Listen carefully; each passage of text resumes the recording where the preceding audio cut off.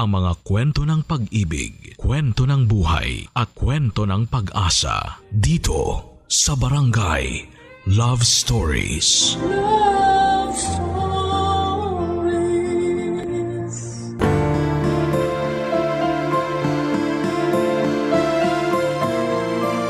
Hindi porke magulang na tayo ay palagi tayong nasa tama. Minsan ay hindi rin naman masama na makinig tayo sa mga anak natin o mas bata sa atin. Ikaw ang kabarangay, paano mo na ipapakita na isa kang mabuting magulang? Dear Papa Dudut, hello sa inyo at sa mga kabarangay nating avid listener ng Barangay Love Stories. Tawagin niyo na lamang po ako sa pangalang Sanvi, 33 years old, taga Cainta Rizal at isang stay-at-home wife. Meron kaming dalawang anak ng Mr. Kong si Kenneth, isang 12 years old na lalaki at isang 6 months old na babae. Nagtatrabaho sa isang private company sa Pasig ang asawa ko, samantalang ako naman ay nag-aalaga ng mga anak namin. Pero ngayong papalapit na ang Pasko, ang pinagkakabalahan ko ay ang pagko-customize ng mga pandekораsyong Christmas tree na gawa sa fuzzy wires. Nagsimula lang yon sa hobby hanggang sa naisipan ko na ring ibenta. Marami kasing nagagandahan at nagsasabi sa akin na talentado raw ako. Kaya naman naging inspirasyon ko yon para inegosyo ang hobby ko. Bagay na nakakatulong namang pandagdag sa aming mga gastusin sa bahay. Mabuti na lamang dahil suportado ako ng mister ko, kaya naman masayang masaya ko.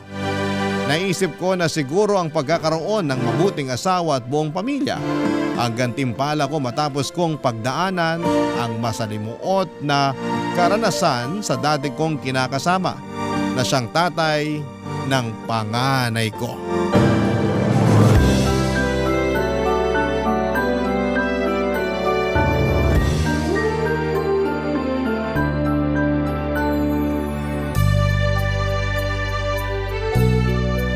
Good morning, sweetheart. Gising na. Nakapagluto na ako ng almusal. Nagluto ka na? Naku, anong oras na pala? Sabado naman ngayon. Rest day ko, kaya ako na ang nagluto. Buti naman, kasi hindi pala ako nagising sa alarm clock ko. Tapos nawala pa sa isip ko yung araw ngayon. Kaya nga, pero ayos lang. Buong linggo mo na rin kaming inaasikaso ng mga anak natin. Ako sa trabaho. Yung panganay natin pagpapasok sa school. Tapos may inaalagaan ka pang bunso natin. Wala yun. Masaya naman akong napagsisilbihan ko kayo ng mga bata bilang asawa at nanay sa bahay na to. Kahit nakakapagod, masayang-masaya ang puso ko. Pakiramdam ko, kumpleto ko. Maalagaan ko lang kayo na maayos. Pero wag mo rin kalimutan na dapat inaalagaan mo rin ang sarili mo. At ako rin. Gusto rin kitang alagaan kaya tuwing rest day ko, ako naman ang kikilos sa bahay natin para kahit paano makapagpahinga ka. Thank you, sweetheart. Walang anuman. Hindi mo alam kung gaano ako kaswerte sa'yo. Kasi simula nang dumating ka sa buhay namin ng anak ko, nagbago na talaga ang lahat. Paanong nagbago? Yun bang mas naramdaman ko yung halaga ko bilang babae, bilang nanay. Kasi lagi mo rin yung pinaparamdam sa akin. At hindi lang sa akin, kundi pati na rin sa anak ko nung ituring mo siya na parang nanggaling din sa'yo. Anak ko na rin ang anak mo, sweetheart. At mahal ko siya katulad ng pagmamahal ko sa anak nating babae. Tungkol naman dun sa turing ko sa'yo, syempre deserve mo yun. Kasi asawa kita. Mahalaga ka sa akin. Kasama na dun yung pangangailangan mo at nararamdaman mo. Kaya nga nasabi kong swerte ako kasi nakilala kita. Akala ko kasi noon, wala na magmamahal sa akin. Dahil lang may anak ka na sa una mong kinasama? Oo. At dahil na rin, nagkaroon ako ng toxic na kinasama. Lagi kasing sinasabi sa akin ng nanay ko na wala na raw magkakagusto sa akin nung nakipaghiwalay na ako sa tatay ng panganay ko. Diba nakwento ko naman sa'yo yun? Oo. At sobra naman ang nanay mo para sabihin sa'yo ang bagay na yun. Ewan ko ba? Sarili ko pa namang ina pero ang baba ng tingin sa akin. Alam mong hindi totoo yun. Para sa akin, kapantay kita. Salamat kasi minahal mo ko at tinatrato ng mabuti. Kaya nga pangako ko, Gagawin ko ang lahat para maging mas maayos tong pamilya natin. At gagawin ko rin ang lahat para maging mabuting padre de pamilya. Itataguyod ko kayo ng mga anak natin hanggang sa uling hininga ko. Katulad nung sinumpaan ko sa altar nung pinakasalan kita. Oo, naalala ko na iyak ka pa nga nun habang sinasabi yung vow mo. Sino ba namang hindi maiiyak? Napakasalan ko na yung babaeng mahal na mahal ko. Oh, ikaw masyado mo akong pinapakilig ngayong umaga. Hindi lang kita ngayong umaga pakikiligin, kundi araw-araw. Naku, ang mister ko talagang napakagwapo sa lahat. At ang misis kong bolera. Sinong bolera? Hindi ako bolera. Nagsasabi lang ako ng totoo. Alam ko naman yun. Binibiro lang kita. Pero tara na. Kasi baka lumamig na yung almusal natin. Nagluto pa naman ako ng paborito mong tapsilog. At sakto kumakalam na ang sikmura ko. Ano pang hinihintay natin? Halika na para makapag-almusal na tayo. Tulog pa naman si baby kaya makakakain tayo ng tuloy-tuloy. Mga padudod, hindi lang ako swerte sa asawa kong si Kenneth kundi mapalad ako. Nagkakilala kami sa isang church service at nagkapalagayan ng loob. Pero bago yon, may dati na akong kinakasama na siyang tatay ng panganay kong lalaki. Sa kanya ko naranasan na pisikalin at abusuhin sa pamamagitan ng mga salita. Hindi ko siya magawang hiwalayan noon dahil tinanim ng nanay ko sa isipan ko na kasalanan ko kaya laging nagagalit sa akin ang dati kong kinakasama. Pero sadyang mainitin talaga ang ulo niya at sinusulsulan ang nanay ko para kampihan siya. Ang hirap lalo na at wala akong trabaho noon at nakatira pa kami sa poder ng nanay ko. Noong nagkalakas ako ng loob na makipaghiwalay sa kanya ay humingi ako ng tulong sa tiyaheng kong nasa Binangonan, Rizal. Ipinasok niya ako ng trabaho sa kakilala niyang naghahanap ng tindera sa bakery habang siya naman ang tumitingin sa anak kong 3 taong gulang ng mga panahong yon. Hindi nagtagal, nakaipon ako para may taguyod ang anak ko kahit na mag-isa lamang ako. Tapos ay doon ko nabalitaan na inatake sa puso ang dati kong kinakasama at namatay. Taong 2023 na magkakilala kami ni Kenneth at pagkalipas ng 4 na buwan ay nagpakasal na kami. Bagay na noong unang nalaman ng nanay ko ay hindi niya ikinatuwa. Pero nitong August 2024 lang ay nagsabi ang nanay ko na makikituloy muna sa bahay namin mag-asawa para magbakasyon. Taga-Pasig kasi sila ng kinakasama niya at umuwi raw ito sa probinsya nila sa Ilocos Norte dahil namatay ang nanay nito.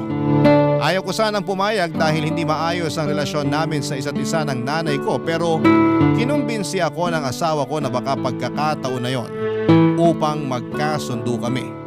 Sa huli pinagbakasyon na nga namin ng ilang araw si Nanay Dolores sa bahay namin para makasama naman niya ang kanyang mga apo.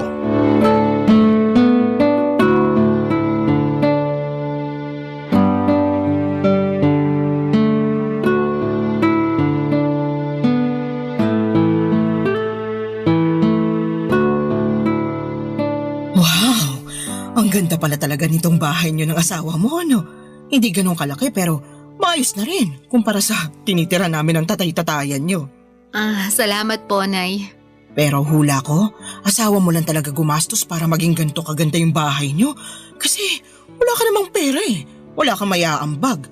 Hindi naman po sa ganun. Anong hindi naman sa ganun ang liit lang kaya ng sinusweldo mo dun sa pinagtatrabahuhan mong bakery nung araw? Kulang na kulang pa nga yun sa pang-araw-araw niyo ng anak mo. Buti na lang talaga nakilala mo si Kenneth kasi ngayon meron na kayong natitirhan na maayos at magandang bahay ng panganay mo, Sanvi. Hindi naman po lahat inaasa ko sa asawa ko. Lalo ngayon na may pinagkakakitaan ako kahit paano. Alin? Yung paggawa mo ng mga basurang yan? Kalat lang naman yan dito sa maganda niyong bahay. Hindi po kalat yan. Napagkakakitaan ko po yan. Basta para sa akin kalat lang yan. Buti hindi nagagalit sa iyo yung asawa mo. Hindi po. Tsaka suportado ako ni Kenneth sa mga bagay na ginagawa ko. Ang sabihin mo, kaartehan mo lang yan. Sino pa bang bibili ng mga ganyan marami namang binibentang mas maayos yung materyales kaysa sa gawa mo. Wala naman pong ginagawa sa inyo yung mga fuzzy wire decorations ko ah. Kaya bakit niyo po sila pinag-iinitan? Hindi ka ba nakikinig? Kalat lang kasi. Masakit sa mata, tsaka mukhang mabilis naman masira. Kaya ako nga nasabi na marami naman dyan na mas maayos yung materyales na ginamit. Mas matibay kumpara sa mga ganyan mo. Nandun na po tayo. Pero meron naman nakaka-appreciate ang mga gawa ko. Yung mga katrabaho nga ni Kenneth bumili na sa akin. Pinandesign nila sa mga table nila. Yung iba, nagsabi na magpapagawa pa raw ng pandekorasyon nila sa Pasko. Tsaka maganda sa mga produkto ko, nagsimula lang sa hobby. Tapos ngayon pinagkakakitaan ko na. Hindi rin naman po madaling gumawa ng ganyan. Parang pagkukrochet at pagbuburda, inaaral din. Nako, madali lang naman mag-crochet at magborda. Tinuturo na yan nung elementary kaya alam kong kayang-kaya ko rin yung ginagawa mo. Pero ayokong gawin kasi nga di naman ganoon kaganda. Lalo na yung mga gawa mo kaya katakataka kung paano ka nakabenta. Ay, hulaan ko. Siguro naawa lang sa yung mga katrabaho ng asawa mo kaya napilitan silang bumili ng mga produkto mo, no? Tama, ganun nga yun kasi nahihiya silang tumanggi at magsabi na pangit naman talaga at aksaya sa pera. Sobra naman po kayong makapagsalita. Hindi naman po ganun yung feedback nila sa gawa ko. Nahihiya nga lang magsabi ng totoo, di ba? Pero kung ako sila, hindi ako mahihiya. Ngayon pa nga lang na nakikita ko, napapangitan na ako at hindi ako nahihiyang sabihin sa'yo. Alam nyo, kung wala kayong magandang sasabihin, huwag nyo nalang pagdiskitahan yung mga gawa ko. Bakit? Sumasama loob mo? Opo. Yan naman kasi hirap sa'yo. Nasabihan ka lang ng totoo, naging balat sibuyas ka na. Alam mo, dapat sa edad mong yan ngayon, hindi ka na ganyan mag-isip Wala namang pong problema yung pag-iisip ko. Normal na reaction po yung maging balat sibuyas. Lalo na sarili ko pa talagang nanay, yung nanglalait sa mga gawa ko. Kaya nga po kung napapangitan kayo, wag nyo na lang sabihin kasi hindi rin naman nakakatulong. Hirap sa'yo, hindi ka marunong tumanggap ng totoo. Magkaiba po ang pagsasabi ng totoo sa pang-iinsulto. Ay, ano sabi mo? Aba, napakabastos mo naman yata sumagot, Sanvi. Papa Dudut, may ugali talaga ang nanay at karamihan sa mga kamag-anak namin ay hindi niya kasundo. Masyado kasi siyang arogante at mataas ang tingin sa kanyang sarili. Gusto rin niya lagi siyang nasusunod. Kung anong sinasabi niya, yun ang gusto niyang paniwalaan namin. Higit sa lahat ay hindi rin siya tumatanggap ng payo o opinyon mula sa ibang tao. Kaya nga alanganin ako sa kahilingan ng mister ko na pumayag pagbakasyonin ng nanay sa bahay pansamantala.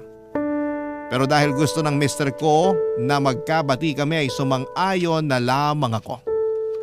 Mahal ko naman ang nanay ko. Kahit naman may mga bagay kaming hindi pinagkakasunduan ay siya pa rin ang inang nagsilang sa akin sa mundong ito. Iginagalang ko siya ngunit hanggat maaari ayoko nang magkaroon ng kaugnayan pa sa kanya. Na-realize ko kasi na tahimik ang buhay namin ng anak ko noong umalis kami sa poder niya. Pero ngayon, na nasa bahay namin siya ay unti-unting bumabalik sa akin ang trauma ko noong araw na siya ang may kagagawan. Papa Dudut. Barangay Love Stories. Barangay Love Stories. Papa Dudut, meron akong nakababatang kapatid na babae at maliit pa lamang kami ay hindi na talaga maayos ang turing sa amin ng nanay. Masyado siyang dominante sa pamamahay namin at lumala pa yon noong nakilala niya ang stepfather namin.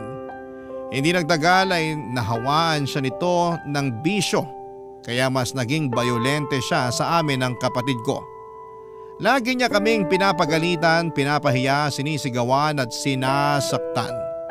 Kaya naman ginusto namin noon na makaalis sa poder nila. Kaya lang ay hindi rin naging mabuti ang kapalaran ko matapos akong mabuntis ng tatay ng panganay ko. Sinabi ko sa sarili ko na hindi ko ipaparanas sa mga anak ko ang karanasan ko sa aming nanay.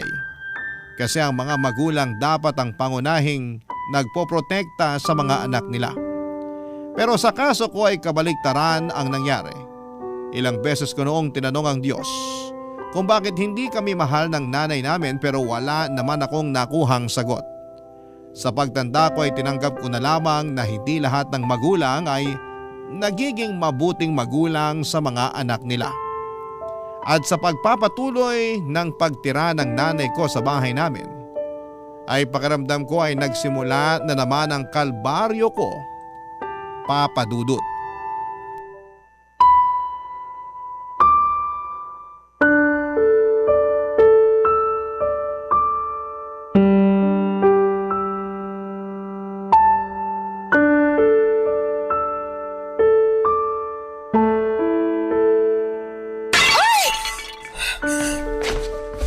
Nay, ano pa nangyari? Tinatanong mo pa nakita mo nang nabasag tong vase, di ba? Hala, regalo po sa akin yan ng biyenan ko. Ano naman ngayon? Ayos lang yan mabasag kasi pangit naman. Anong ayos lang kasi pangit naman? Hindi ba kayo nakikinig? Regalo sa akin yan ng nanay ni Kenneth, tapos binasag nyo lang. Bakit mo ko pinagtataasan ng boses? Nanay mo ko, pinapaalala ko lang sa'yo. Hindi ko naman nakakalimutan yun, pero nakakainis yung ginawa nyo. Hindi ko naman sinasadyang mabasag yan eh. Nagpupunas lang naman ako ng mga figurine mo rito tapos dumulas yan sa kamay ko. Ayun, nabasag. Pero sabi ko nga, ayos lang kasi hindi naman magandang taste ng biyena mo sa mga vase. Hindi nga po ayos yan kasi mahalaga sa akin yung vase na yan. Mahirap po bang intindihin yun? Oo, para mag-react ka ng ganyan. Palibhasa wala kayong pagpapahalaga sa mga bagay na binibigay sa inyo eh. Kaya ganyan kayo magsalita. Anong wala? Mahalaga sa akin pag maganda at mamahalin yung isang bagay. Yun lang talaga ang mahalaga sa inyo? Hindi yung nagbigay at yung iniisip nung nagbigay? Ano naman pakialam ko sa iniisip nila? Kung mahalaga ako sa kanila, may halaga rin yung bagay na ibibigay nila. Hindi na ako magtataka kung bakit wala nagbibigay sa inyo. At bakit? Kasi hindi kayo marunong maka-appreciate. Sumusobra ka na talagang babae ka. Baka nakakalimutan mong vase lang naman yung nabasag ko, pero kung makapagsalita ka, akala mo nabasag ko na yung pinakamahal na vase sa mundo? Mukha lang naman yung mumurahing tingnan. Baka kapag pinakita ko sa inyo kung saan nila binili yan lumuwa yung mata nyo sa presyo. Baka sabi kayo ng mumurahin at pangit, akala nyo kung sino kayo. Siguro kung nagsorry na lang kayo nung nabasag nyo, baka mapatawad ko pa kayo. Kaso hindi Nagmalaki pa kayo at ang insulto ng regalo ng iba. Hindi yun pang-iinsulto, pagsasabi lang ng totoo. Ilang beses ko na po bang sinabi na kapag hindi maganda yung sasabihin nyo, wag na lang kayo magsalita. Kasi nakakasakit kayo ng damdamin. Tapos pag nasaktan nyo yung tao, sasabihin nyo balat sibuyas. Ewan ko sa inyo, Nay. Para kayong walang damdamin. Mahalaga lang sa inyo yung nararamdaman nyo. Ay nako, hindi ka na nga nagpasalamat sa paglilinis ko rito sa bahay nyo. Nakuha mo pa akong pagsalitaan ng ganyan? Wala kang respeto. Kayo nga hindi nagsorry nung nabasag nyo yung regalo sa akin ng biyanan ko. Nilait-lait nyo pa. Nakakainis naman. Wala rin palang kwenta yung pagkukusa akong maglinis kung hindi rin ako makakatanggap ng pakonsuelo man lang sa'yo. Tsaka na nga, ikaw na rin maglinis ng nabasag na vase at magtuloy ng ginagawa ko. Napakawalang utang na loob, Ay, kahit kailan talaga ang tigas ng ulo ng nanay ko. Papa Dudut, hindi naman marumi ang bahay namin para linisin ni nanay. Pero na-appreciate ko naman yung ginawa niya maliban na lamang noong nabasag na niya ang vase na regalo sa akin ng biyanan ko. Tapos ay hindi pa maganda ang mga naging komento niya rito imbes na humingi ng dispensa. Bukod doon ay hindi pa doon natatapos yung insidente na nakabasag si nanay ng mga display kong figurine at vase sa bahay namin. Marami pa siyang nabasag pero sa tuwing nangyayari yon, siya pa ang mas galit sa akin. Kung ano-ano mga sinasabi niya na masakit sa kalooban. Magkahalong lungkot at frustration ang nararamdaman ko ng mga panahong yon dahil mahalaga sa akin ang mga gamit na nabasag o nasira niya. Tapos akala mo ay kung sino siyang may-ari ng bahay namin kung umasta. Hindi nga nagtagal ay nakahalata na si Kenneth sa pagiging frustrated ko. Kaya naman tinanong niya kung kumusta kami ng nanay ko.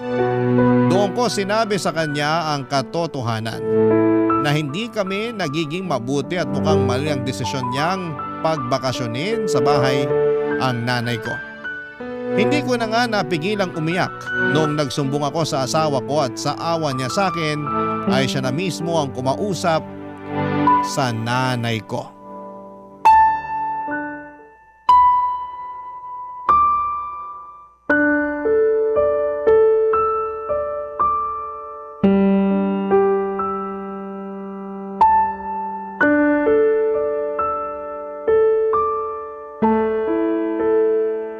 Nakausap ko na si nanay, sweetheart. Anong sabi niya? Nagsorry siya. Hindi naman daw niya sinasadya yung mga nabasag niyang display mo rito sa bahay. Pati na rin yung mga sinabi niya sa'yo. Mabuti pa sa'yo nagsorry siya. Pero sa akin hindi man lang niya nagawa yan. Baka naman nahihiya lang sa'yo yung nanay mo kaya ganun. Ewan ko, pero simula pagkabata, hindi na talaga maayos yung turing niya sa amin ng kapatid ko. Buti nga nakaalis na kami sa poder niya. Kaya lang ngayon nakasama natin siya sa bahay. Bumabalik yung trauma ko sa mga ginawa niya sa amin noon. Wala naman akong ibang gusto kundi maging maayos kayo ng nanay mo nung pumayag akong pagbakasyonin siya rito sa bahay natin. Alam ko naman na mabuti yung intensyon mo. Kaya pumayag na rin ako. Tsaka kahit na masama yung loob ko kay nanay, ayoko naman magalit sa kanya kasi magulang ko pa rin siya. Tsaka ang turo nga sa simbahan, mahalin natin ang mga magulang natin at matuto tayo magpatawad. At nakikita kong ginagawa mo naman ang lahat para maging maayos ang relasyon niyo ng nanay mo. Kaya nga kinausap ko na si nanay na sana subukan niyang pakisamahan ka ng maayos. Hindi ka naman iba sa kanya. Anak ka niya. Sa kanya ka galing. Oo. Pero narealize ko na hindi lahat ng magulang ay nagiging mabuting magulang sa mga anak nila. Kasi tignan mo na lang si nanay sa amin ng kapatid ko. Yan yung bagay na sinabi ko noon sa sarili ko na hindi ko gagawin at ipaparanas sa mga anak natin. Gusto ko, palakihin sila sa pagmamahal at pag-aaruga ng isang mabuting ina. Kasi alam ko, hindi imposible yon dahil mababait ang mga magulang mo. Kaya nga mabait ka rin, nagmana ka sa kanila. Oo, hindi imposible yun. At pagtutulungan nating maging mabuting magulang sa mga anak natin, sweetheart. Salamat, sweetheart. Kasi lagi mo nalang pinagagaan yung loob ko. Salamat din kasi nandyan ka para maging katuwang ko. Oo naman. Tinutupad ko lang ang pangako ko sa'yo nung kasal natin. Sana nagagawa kong maging mabuti at responsableng asawa at tatay sa mga anak natin. Oo naman. Higit pa sa inakala ko magagawa ng isang mabuti at responsableng asawa at tatay sa mga anak natin. Malungkot ka pa ba? Konti na lang. Gusto mo lumabas tayo ng mga bata? Saan naman tayo pupunta? May alam akong masarap na kainan na kabubukas lang dyan sa malapit na mall sa atin. Nakita ko sa Facebook, maraming dumagsa dun eh. Gusto ko kayong dali nila nanay. Isasama natin si nanay? Oo, para makapag-banding kayo. Sa tingin mo ayos lang yun? Oo naman. Di ba nga nagkausap na kami? Sinabi niya na gusto raw niyang bumawi sa'yo. Saka sa mga apo niya. Kaya naisip ko bigyan pa siya ng tsansa. Sige, kung yan nga yung sinabi mo. Handa naman akong isang tabi yung mga pinagtalunan namin itong nakalipas. Salamat, sweetheart. Walang anuman. Basta, ang gusto ko lang ngayong araw mag-enjoy tayo sa labas. Oo naman. Tara na. Sabihan ko na rin si nanay. O sige, bihisan ko lang ang mga bata.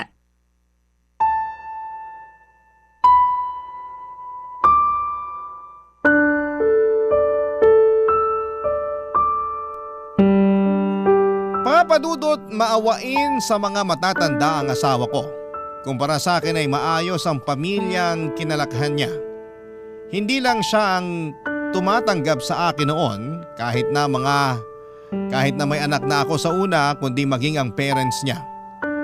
Hindi ako nakakarinig ng negatibong salita mula sa kanya at maging sa kanyang pamilya at pantayang pagmamahal na ibinibigay nila sa mga anak ko. Sa katunayan ay close sa kanila ang panganay ko, bagay na kinakatuwa ko ng husto. Kaya nga alam ko na madaling lumambot ang puso ni Kenneth sa pagpapaawa ng nanay ko. Pero naisip kong bigyan pa ng isa pang pagkakataon si nanay gayong kinausap naman siya ng asawa ko. Saka ayoko ring magalit ng husto sa kanya. Wala yon sa bokabularyo ko at hindi ako yung klase ng tao na mapagtanim ng sama ng loob. Lalo na't alam kong hindi yon magbubunga ng maganda. Papadudot, isa pa ay ayokong pamarisan ako ng mga anak ko na nakikitang hindi maganda ang trato sa sarili kong ina. Barangay Love Stories. Barangay Love Stories.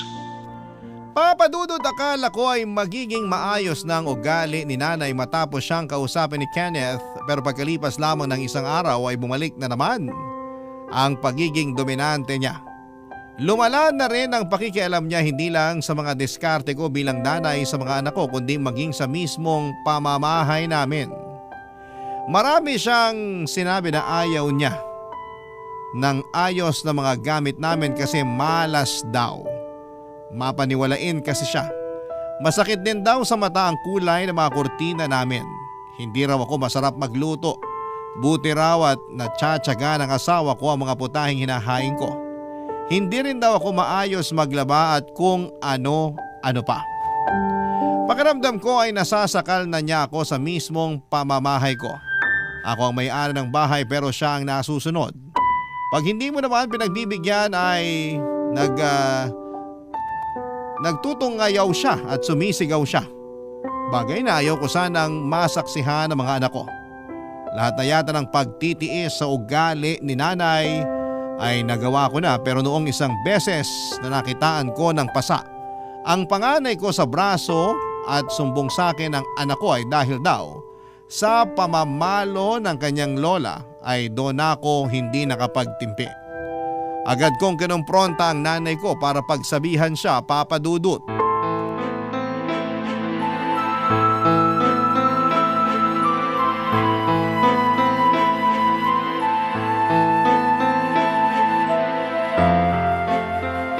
Nay, bakit yun naman po pinalo yung anak ko? Nagpasa po yung braso niya eh. Talaga? Sinabi ng anak mo na pinalo ko raw siya? Opo, hindi naman po magsisinungaling yung anak ko eh. Malay mo. Marunong na pala siyang magsinungaling at mag-imbento kaya kung ano-ano na lang yung sinusumbong niya sa'yo. Tapos ikaw, ewan ko ba naman sa'yo kasi naniniwala ka agad. Gusto niyo iharap ko sa inyo yung anak ko? Para magkaalaman na kung sino talaga nagsasabi ng totoo sa inyo? Hindi mo na kailangan gawin yon. Bibigyan mo pa ng trauma yung anak mo. Anong klaseng ina ka? Kayo ang anong klase ng ina kasi sa ginagawa niyong yan, kayo nagbibigay ng trauma sa anak ko. Aba, nananahimik ako rito ah. Yang anak mo yung pasaway kaya pinagsabihan ko lang. Hindi pa rin nakinig kaya napalo ko na. Hirap kasi sa'yo. Masyado mong pinalaking sutil kaya napakatigas na ng ulo. Hindi totoo yan. Mabait ang anak ko. Akala mo lang yun. Pero hindi pa rin sapat na dahilan yon para saktan niyo siya. Tapos nagpasa pa yung braso ng bata. Ano na lang sasabihin ko kay Kenneth pag nagtanong? Sabihin mo nadapa kasi malikot. At tinuruan niyo pa talaga ako magsinungaling? Alam nga namang isumbong mo ko nanay mo ko. Nanay ko nga kayo. Pero kahit kailan, hindi niyo naman kami tinuring na anak ng kapatid ko. Kaya nga hindi nakatakataka na hindi niya na kayo kinakausap. Pare-pareho lang kayong walang utang na loob ng kapatid mong yon. Kung ayaw niya akong kausapin, mas ayaw ko rin siyang makausap. Ang hirap kasi sa inyo hindi kayo marunong makisama. Hindi rin kayo marunong tumanggap ng pagkakamali niyo. Kaya nilalayuan kayo ng mga kamag-anak natin eh. Lalo na ng mga anak niyo. Maswerte nga kayo kasi pumayag ako magbakasyon kayo dito sa bahay. Umaasa kasi ako na magbabago pa rin kayo. Pero mukhang yun ang pinakamaling desisyon na nagawa ko sa buhay ko. Hoy, Sanvi! Ano bang pinagmamalaki mo? Wala naman, di ba? Ito bang bahay niyo kamo? Sa asawa mo naman to, hindi naman sa'yo. Alam ko na siya yung kumumbinsi sa'yo na pumayag na magbakasyon ako rito. Ibig sabihin, siya talaga yung may gusto at sapat na yun sa akin. Wala na akong pakialam kung pumayag ka man o hindi. Kahit na ano pang sabihin niyo, ako ang asawa. At may karapatan ako sa kung sino ang gusto naming patirahin sa pamamahay namin. Kung gano'n pinapaalis mo na ako? Wala po akong sinabing ganyan.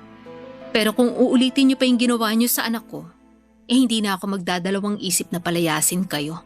Napakasama mo! Makakarating sa iba nating kamag-anak na plano mo akong paalisin sa bahay niyo. Di sabihin niyo, kilala naman nila kayong masama yung ugali.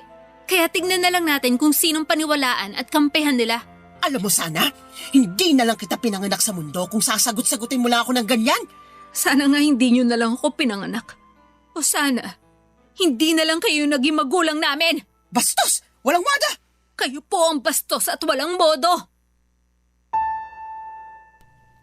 Papadudot na iyak na lamang ako ng mga panahong yon matapos ang sagutan namin ni nanay. Hindi maaalis sa isipan ko ang mga masasakit din na salitang sinabi niya sa akin at damay na nga po doon pati ang mga anak ko. Bigla tuloy nagbalik ang alaala ng nakaraan noong mga panahong mga bata pa lamang kami ng kapatid ko at nasa poder pa nila kami ng stepfather ko. Unti-unti akong nagkaroon ng sama ng loob sa kanya. Galit at hinanakit at mas nadagdagan lamang yon dahil sa ginawa niya sa anak ko. Hindi nagtagal ay natuklasan ko na rin na hindi lang sinasaktan ni nanay ang panganay ko. Iniinsulto niya rin po ito at pinagsasabihan na anak sa labas. Hindi ko alam kung anong klaseng elemento ng kasamaan ang sumanib sa kanya para magawa ang ganong bagay sa sarili niyang apo. Pero isa lang ang sigurado, hindi ligtas ang mga anak ko hanggat kasama namin siya sa iisang bubong papadudot.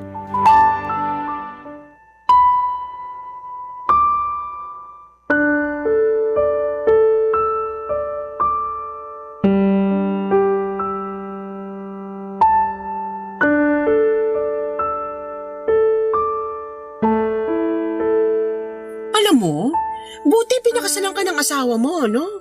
Bakit naman po hindi? Kasi may anak ka na sa una tapos hindi ka pa ganun kaganda.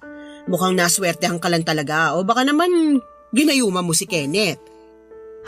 Nay, saan na naman po ba pupunta tong usapan na to? Baka masamain mo na naman sinabi ko lang naman yung nasa isip ko. Sana hindi nyo na lang sinabi, lalo hindi naman mabuti. Hirap sa'yo masyado kang matampuhin Hirap sa inyo, masyado kayong bastos at walang respeto sa akin. Ano sinabi mo? Ano ba kasing kasalanan ko sa inyo? Bakit masyado kayong mainit sa akin, Nay? Anak nyo naman ako, di ba? Bakit ganyan trato nyo sa akin? Hindi nyo na ako nirespeto sa sarili kong pamamahay. Dami mo namang tanong, nakakatamad sagutin. Siguro naiinggit kayo sa akin, no? Ano? Hindi, no? Kung hindi, bakit lahat na lang ng ginagawa ko masama sa paningin nyo? Siyempre, wala ka namang ginawang tama. Nahihiya lang ako sa sasabihin ng ibang tao kaya ako na nanay mo na yung sumisita sa'yo. Ayaw mo lang kasi nang napagsasabihan ka kaya ka ganyan. Hindi naman kasi tama yung paraan ng pagsasabi nyo kung totoo man yun. Nakakasama kayo ng loob, nakakatroma. At hindi lang ako yung pinagsasabihan nyo na masakit. Kasi pati na rin yung panganay ko, dinamay nyo na. Tama lang naman na pinagsabihan ko siyang anak sa labas kasi yun naman ang totoo Hindi yun totoo. Kahit hindi ko kadugo ang panganay ng asawa ko, hindi ko siya kahit kailan tinawag at tinuring na anak sa labas. Tapos malalaman ko na kayo mismong lola niya, nakadugo pa naman niya, yung nagtatanim ng ganung bagay sa isip ng anak ko. Sweetheart, huminahon ka lang. Hindi ko na kayang uminahon. Lalo pat narinig ko mula sa nanay mo yung sinabi niya tungkol sa anak natin. Masyado ka namang apektado, Kenneth. Hindi mo naman talaga anak yung apo kong yun. Hindi mo kailangan angkinin yung hindi sa'yo. Para sa akin, anak ko na siya at wala kayong karapatan na pagsabihan ako ng mga bagay na yan. Hindi kayo nagpapatakbo sa pamilyang to, kundi kami ng asawa ko. At nakuha mo na rin akong bastusin kagaya ng asawa mo? Kayo yung unang nang bastos sa amin, sa asawa ko at sa mga anak ko. Kaya bakit kayo ma-offend sa pambabastos ko? Saka hindi ko naman talaga to gagawin kung pinatunayan nyo sa akin na nagbagong buhay na kayo. Pero hindi. Tingin ko mas lumala pa yung ugali nyo Alam nyo, sana hindi na lang ako pumahig na magbakasyon kayo rito sa bahay para makabanding nyo ang asawa ko at ang mga anak namin. Sana nakinig na lang ako nun kay Sanvi nung sinabi niya sa akin yung mga pagtatalo nyo nung umpisa pa lang. Umasa lang naman ako magkakabati kayong mag-ina. Pero kayo na mismo yung nagpatunay sa akin na hindi na yun mangyayari dahil sa ugali niyong yan. At anong gagawin mo? Paaalisin mo ako? Bakit hindi? Ipamamahay naman namin to. Hoy Sandy, pagsabihan mo ang asawa mo. Pasensya, Nanay. Pero ayaw ko na rin kayo dito sa bahay namin. Napakasama ng ugali niyong mag-asawa. Hindi ko makakalimutan tong ginawa niyo sa akin. Sisiguraduhin kong masisira kayo sa mga kamag-anak natin. Subukan niyo lang. May kalalagyan kayo sa amin sa barangay. Ano? Ipapabarangay niyo ako? Oo, kasi paninirang puri na yung gagawin niyo. Ganun ba yun? Ganun na nga. Kaya kung ayaw niyong umabot tayo sa barangayan, wag na kayong gumawa ng bagay na lalo nating ikasisira. Naturingan pa naman kayong mas matanda sa amin. Pero parang baligtad ang sitwasyon. Dapat kayo po yung magpakita na mabuti kayong ehemplo sa mga apo nyo.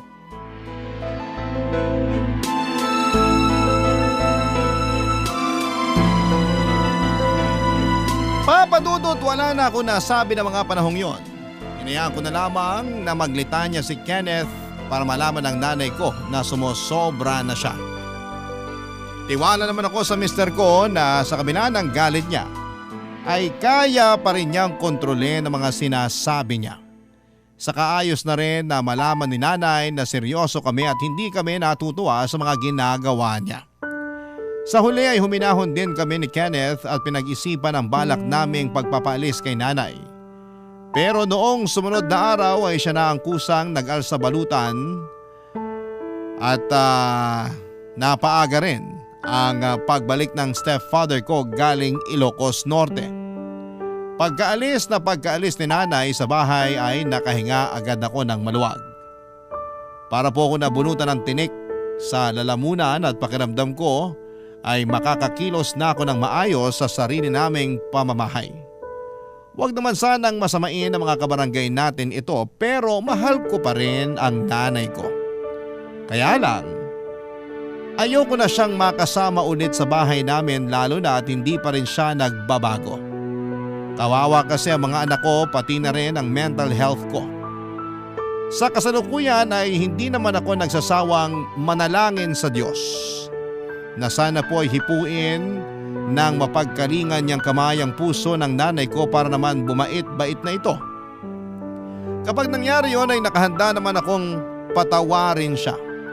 Hanggang dito na lamang po ang sulat ko, Papa Dudut, at sana'y mapili po ninyong i-ere sa programa ninyong Barangay Love Stories and thank you in advance. God bless sa inyong istasyon at sa mga kabarangay natin. More power po. Ang inyong kapuso at kabarangay forever, Sanvi. Barangay Love Stories. Barangay Love Stories. Anong say mo sa Barangay Love Stories na ito? Pagkwentuhan natin sa comment section yan. Nagustuhan ng iyong napakinggan? Ituloy yan via live stream sa www.gmanetwork.com/radio.